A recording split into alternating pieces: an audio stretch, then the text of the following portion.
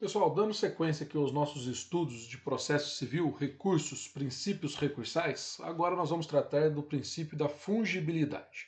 Veja bem, a fungibilidade, ela traz para nós uma expressão específica, né? Vamos dizer assim, uma expressão específica, específica de um princípio que todo mundo conhece. Qual o princípio que é? O princípio da instrumentalidade.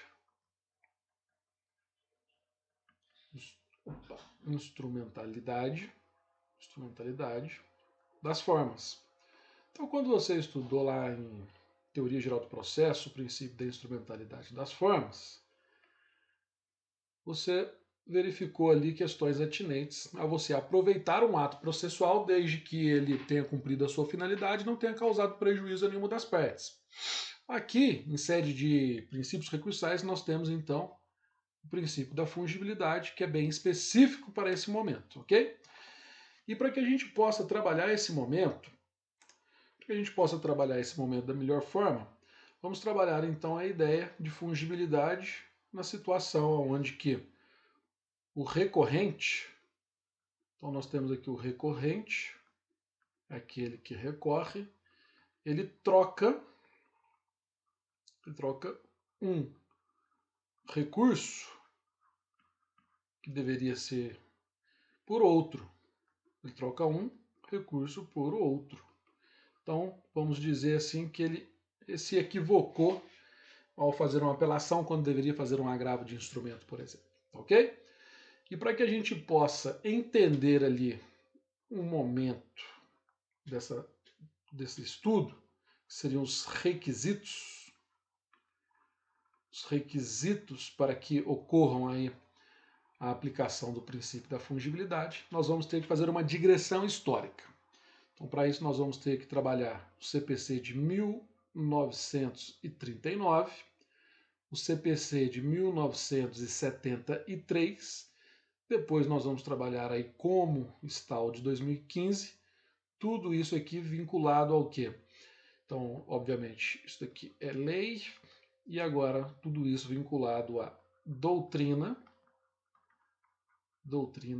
mais a própria, óbvio, jurisprudência a respeito do tema, tá certo? Então vamos lá. Pessoal, então nós temos aqui o CPC de 1939, que trazia de forma expressa a previsão da fungibilidade no seu artigo 810, que assim dizia: salvo a hipótese de má-fé ou erro grosseiro, a parte não será prejudicada pela interposição de um recurso por outro, devendo os autos serem enviados à Câmara ou turma a que competir o julgamento. Então, ali havia uma previsão expressa de fungibilidade, e nós tínhamos então ali os requisitos. E esses requisitos então seriam o quê? Ausência de má-fé ou ausência aí de erro grosseiro, ok? Então nós vamos entender isso aqui ao longo, o que seria esse erro grosseiro principalmente.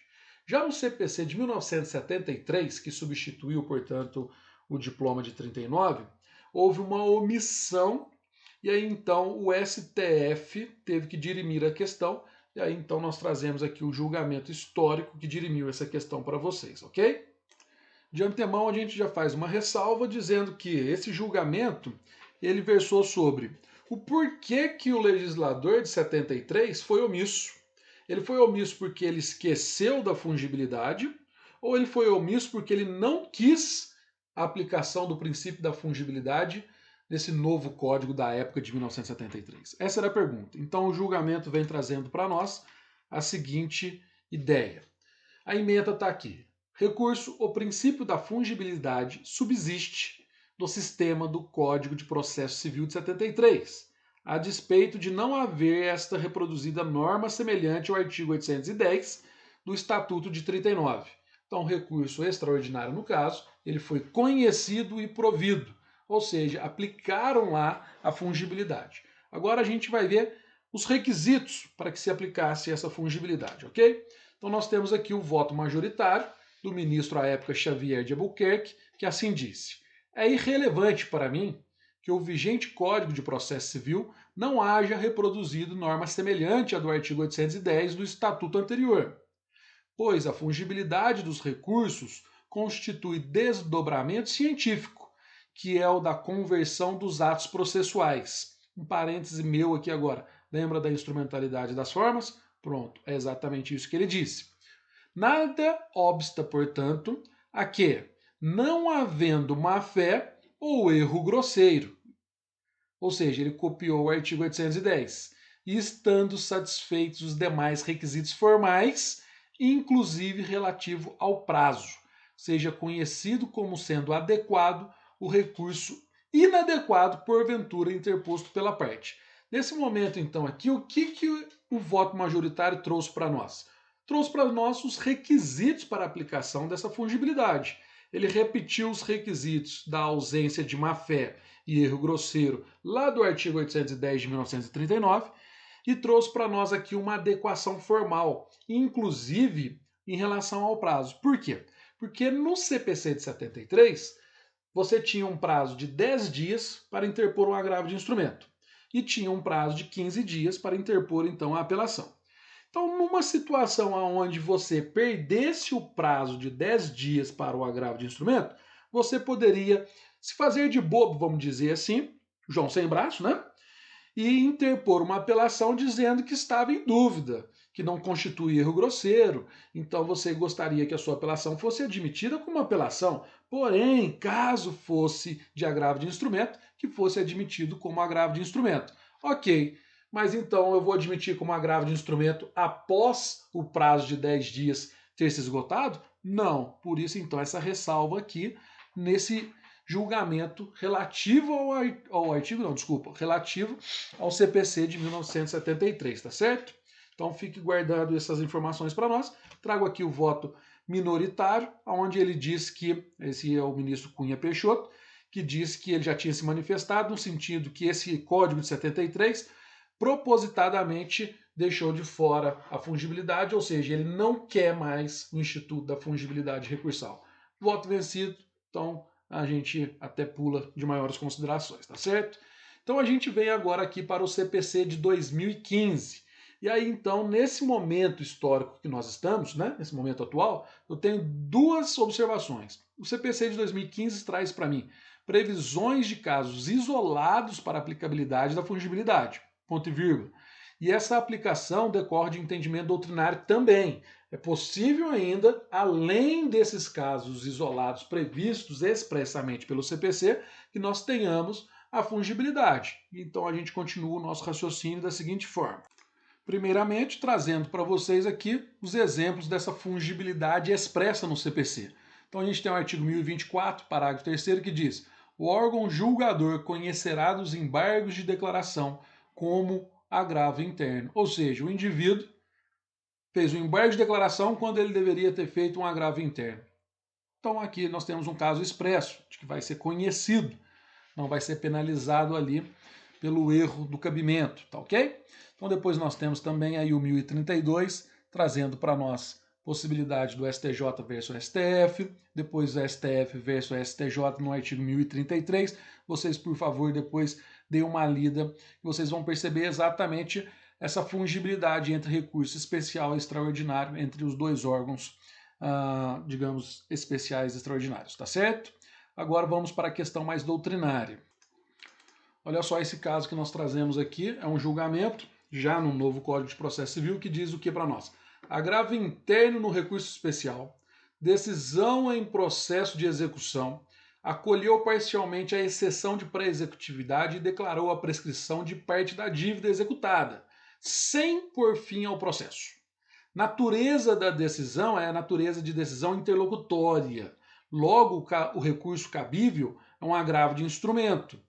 E a interposição de uma apelação configuraria então para nós um erro grosseiro. Princípio da fungibilidade recursal, nós não vamos aplicar. Inaplicabilidade, precedentes do STJ. Então o agravo interno foi improvido. Veja bem aqui para a gente fazer umas observações para vocês. Lembra quando eu disse para vocês que a gente tem que encontrar a natureza da decisão? Pois quando eu encontro a natureza da decisão, eu sei exatamente a hipótese de incidência. Se é uma decisão interlocutória, eu trabalho com agravo de instrumento quando cabível no 1015. Quando é uma sentença, eu trabalho então uma apelação conforme o 1009. Aqui o caso é bem exemplificativo.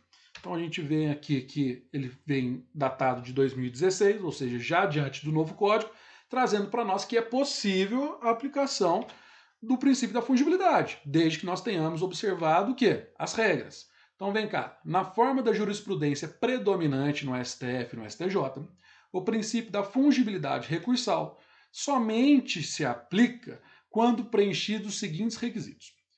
A. Dúvida objetiva quanto ao recurso a ser interposto. É aquilo que eu estou dizendo. Você não consegue encontrar, nem na lei, nem na doutrina, uma segurança te dizendo qual é a natureza daquela decisão, para que você encontre, obviamente, o cabimento daquele recurso, a hipótese de incidência. Então, nesse caso, você vai estar diante de um caso de inexistência de um erro grosseiro, pois se nem na lei está expresso e nem a doutrina consegue pacificar a questão, não vai ser você que vai pacificar essa questão. Então você pode alegar que não há erro grosseiro, pois existe uma dúvida objetiva quanto ao recurso ser interposto, porque você não encontrou a natureza daquela decisão a ser impugnada. Ponto e vírgula. E, terceiro requisito, C, observância do prazo do recurso cabível. Assim, na hipótese de erro grosseiro, não se aplica o princípio da fungibilidade, fazendo menção ao caso concreto aqui na tela. Então veja bem, o que nós temos? Nós temos uma reprodução do entendimento jurisprudencial de 1973, que foi construído após a omissão desse Código de 73 e diante aquilo que já existia como previsto expressamente no Código de 1939. Agora, uma observação importante. Lá no de 1973, naquela decisão do STF que a gente colocou aqui na lousa anterior, a gente disse que tinha que observar o prazo justamente porque haviam prazos distintos em relação a recursos distintos. Agravo de instrumento, 10 dias. Apelação, 15 dias. Você perdia o prazo para o agravo de instrumento e, de forma supostamente inocente, dizia que não sabia que era um agravo de instrumento e queria que a sua apelação fosse conhecida e, caso não fosse caso de apelação, que fosse conhecida como agravo de instrumento. Ora, bobo é ovo, né? Então, aí, naquele caso, era pertinente essa observação. Hoje, no CPC de 2015, essa observação ela se torna sem fundamento. Por quê? Todos os prazos são de 15 dias, exceto o embargo de declaração, que são de 5 dias. Então, nesse caso, meio que perde o objeto essa observação, mas ainda está aqui como requisito. Ou seja, está aqui como requisito, ok? Então, a gente traz aqui para nós uma citação doutrinária, um pouco grande para um slide, mas vamos acompanhar aqui com a gente. Ao que parece, segundo Marinoni, né?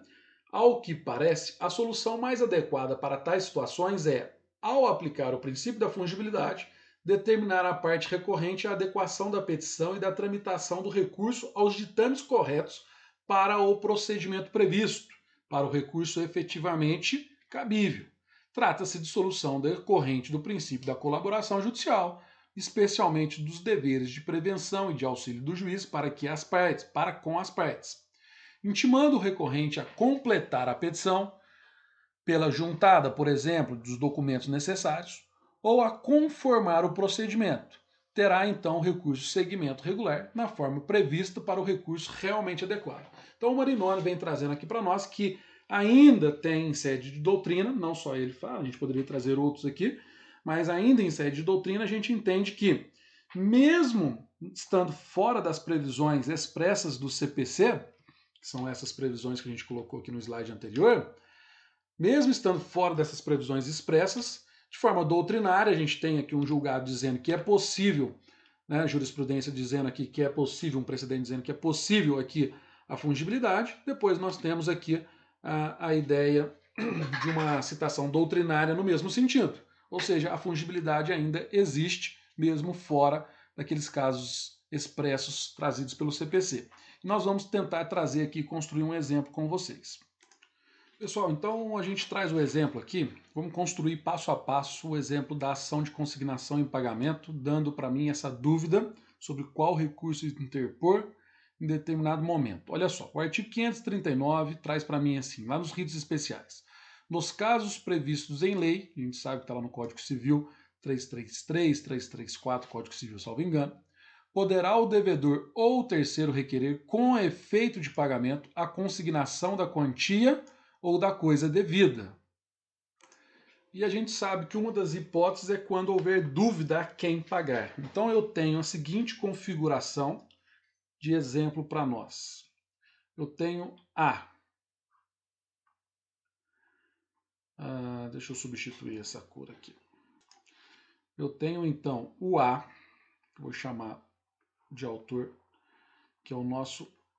Opa, não é devedor, não é credor, é o devedor, ou o vício, onde sempre o credor é o autor da ação. Aqui no caso nós temos o A como um devedor e nós temos ele ajuizando a ação contra B e ajuizando a ação também contra C, porque ele tem dúvida se paga para B ou se paga para C e o quanto paga para cada um. Vamos dizer aqui a quantia de R$1.000, ok? Simples assim. Ele tem que pagar R$1.000, ele não sabe para quem paga. Ok, neste cenário aqui pode acontecer a seguinte situação. Ao citar C e B, o B diz para C que o dinheiro é só dele. O C diz para B que o dinheiro é só dele.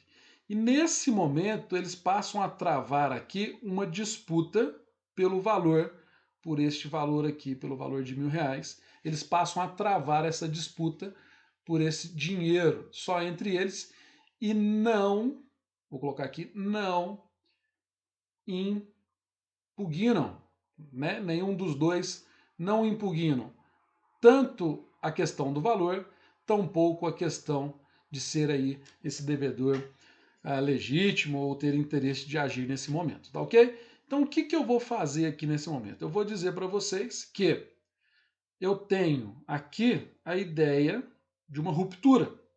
Uma ruptura onde o A já não tem mais nada a ver com a história.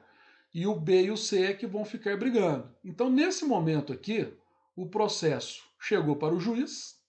Então, aqui eu tenho petição inicial. Aqui eu tenho, né, esses atos aqui que eu desenhei aqui. São atos de contestação. São atos de contestação. Ao contestar, eles não contestaram o autor, eles contestaram entre eles quem é que deveria receber. Então, nesse momento, os autos são concluídos para o juiz. Então, nesse momento aqui, o juiz vai tomar uma decisão. Nesse momento aqui, ele vai tomar uma decisão. Ok? Então, agora a gente vai ter que ver que decisão é essa para que a gente possa fazer ali o respectivo recurso. Olha aqui o que fala o CPC para nós no artigo 548, inciso 3. Comparecendo mais de um, ou seja, o nosso B e o C, o juiz vai declarar efetuado o depósito e extinta a obrigação. Então o juiz vai declarar, aqui é o ato judicial que eu estou dizendo, e o processo vai continuar a correr unicamente entre os presuntivos credores, B e C, e vai passar a observar então a partir de agora o procedimento comum. Então agora a pergunta que se faz, esse ato do juiz que declara efetuado o depósito e extinta a obrigação, qual ato se trata? Olha só, se eu for lá no artigo 203, eu vou ter lá que os pronunciamentos do juiz consistirão em sentenças, decisões interlocutórias e despachos. De despacho não cabe recurso. Eu tenho aqui, ressalvadas as disposições expressas nos procedimentos especiais, sentença é o pronunciamento por meio do qual o juiz, com fundamento no 485, sem resolução de mérito, ou 487, detalhe, põe fim à fase cognitiva do procedimento comum, bem como extingue a execução. Então eu tenho que verificar lá no procedimento especial, me diz que ato era aquele? Não, não disse. Então vem para o rito comum. Põe fim à fase cognitiva? Eu te pergunto, essa decisão aqui põe fim? Essa decisão põe fim? Não, ela não põe fim. Por quê? Porque eu disse para vocês agora que o processo vai continuar em relação a B e C. Então eu também tenho essa questão aqui. Por outro lado, né, parágrafo 2º aqui do 203 diz que decisão interlocutória é todo pronunciamento do juiz de natureza decisória que não se enquadre no parágrafo 1º. Ou seja, ele pode até decidir no 485, pode até decidir no 487, se ele não colocar fim à fase cognitiva do procedimento comum ou extinguir a execução, não é sentença, decisão interlocutória. Logo, o recurso seria agravo de instrumento. Então, o que eu tenho aqui? Num primeiro momento, por uma interpretação sistêmica do CPC, essa decisão, por não ter colocado fim ao processo de conhecimento, ela me traz aqui a ideia de que, em tese, ela seria uma decisão interlocutória. Se for uma decisão interlocutória, o recurso seria um agravo de instrumento. Mas tem previsão no 1015 para caber um agravo de instrumento aqui? Não, também não tem. Então, veja bem, se porventura, vamos dar uma mexidinha nesse exemplo aqui, B e C discutiram entre eles de quem seria esse crédito, mas ao mesmo tempo, um deles, vou colocar até de outra cor aqui para facilitar a nossa vida, mas além de B discutir em relação ao crédito relacionado a C, o B também impugna, dizendo aqui que não era, na verdade, 1.000, era R$ 1.500. Então, obviamente, B tem pretensão contra C e B também tem pretensão contra A. Mas o juiz, nessa decisão aqui, ele simplesmente ignora, ou ele passa batido, vamos dizer assim, com relação a essa alegação de que não é 1.000, que seria 1.500, e dessa decisão aqui ele declara, né, extinta a obrigação. Ou seja, foi um erro de julgamento do juiz, sim, mas tudo bem, acontece. Declara extinta a obrigação e, detalhe, exclui. Opa, ficou ruim esse aqui. E, detalhe, ele acaba que exclui. Ele acaba que exclui o autor do processo. Ele acaba que exclui o autor do processo. Então, quer dizer, ele tem uma decisão que não pôs fim, seria então uma decisão interlocutória, ela exclui o autor, e aí, pelo 1015, não comporta agravo de instrumento, mas por ser decisão interlocutória também não caberia aqui a apelação nesse momento. Então eu fico naquela dúvida. E outra coisa, vamos dar uma olhada comigo em sede de doutrina. O que seria essa decisão aqui do juiz? Olha só, aqui eu tenho o Marinoni já aberto, preparado aqui para nós, trazendo para mim esse dispositivo do 548, comparecendo mais de um, o juiz declarará efetuado o depósito e extinta a obrigação. O Marinoni diz que trata-se de um processo com duas fases, tratando-se nesse momento, né, nessa configuração, tratando-se de consignatória fundada em dúvidas sobre quem deva legitimamente receber e que tem mais de um pretendente para o recebimento da quantia depositada, seu procedimento ele é cindido, dividido em duas fases subsequentes. Na primeira, o juiz analisa a adequação, suficiência e pertinência do depósito, e, se for o caso, extingue a obrigação do autor. E na segunda, decide com quem fica o dinheiro, no caso seria B ou C. Então, nesse caso aqui, o juiz analisa e extingue a obrigação. Extingue a obrigação, olha aqui a outra observação que ele faz aqui. Primeira fase. Fim da primeira fase, se for o caso, tem o juiz de declarar por sentença. Então aqui ele trouxe para mim declarar por sentença. Isso é o Marinoni dizendo para nós. Então o Marinoni está dizendo que após a discussão aqui entre A, B e C, seja ela qual for, vai vir uma decisão e essa decisão pode declarar extinta a obrigação, excluindo o autor desse processo. E para o Marinoni é uma sentença. Mas se eu for no 203 do CPC, isso não é sentença. E não tem no rito especial dizendo expressamente que essa decisão é sentença. Tá certo? Não tem no rito especial dizendo que é sentença. Então, quer dizer, é uma interpretação doutrinária aqui agora. Vamos pegar um outro autor aqui, me permitam rapidinho aqui. A gente tem aqui o Nelson Neri. Procedimentos especiais, consignação em pagamento, 548, vai aparecer para nós aqui. Exclusão do processo, que é o nosso caso. Comparecendo mais de um pretendente ao crédito, o juiz exclui o devedor do processo, declarando extinta a obrigação. Tá certo? Inicia-se então o processo inicia-se então outro processo entre os credores. Para o Nelson Neri, segundo Fabrício, né, a juris, teria inclusive a extinção do processo iniciando um outro processo, o que não é, né? Não inicia um outro processo. Na verdade, são duas ações, então, para ele, que ele quis dizer aqui. Na verdade, vai ter que ter uma nova lide entre esses credores. Então, não é outro processo. Mas olha só a confusão que me aparece na própria doutrina, né? Então, isso aqui poderia me dar o quê? Aquela ideia de dúvida objetiva, ou seja, eu não sei a natureza dessa decisão. Então, voltando aqui para nós aqui, eu não sei a natureza dessa decisão. Eu não sei se é uma decisão interlocutória, eu não sei se é uma sentença, então eu não sei se é agravo de instrumento, eu não sei se é apelação, ok? Então, nesse caso aqui, ainda é possível que nós tenhamos o princípio da fungibilidade. Caso você faça um agravo de instrumento e o tribunal entenda que é apelação, assim a receberá e vice-versa, ok? Pessoal, então aqui eu trago para vocês tudo que a gente disse naquele momento anterior ali que a gente desenhou, virou até uma baguncinha, né?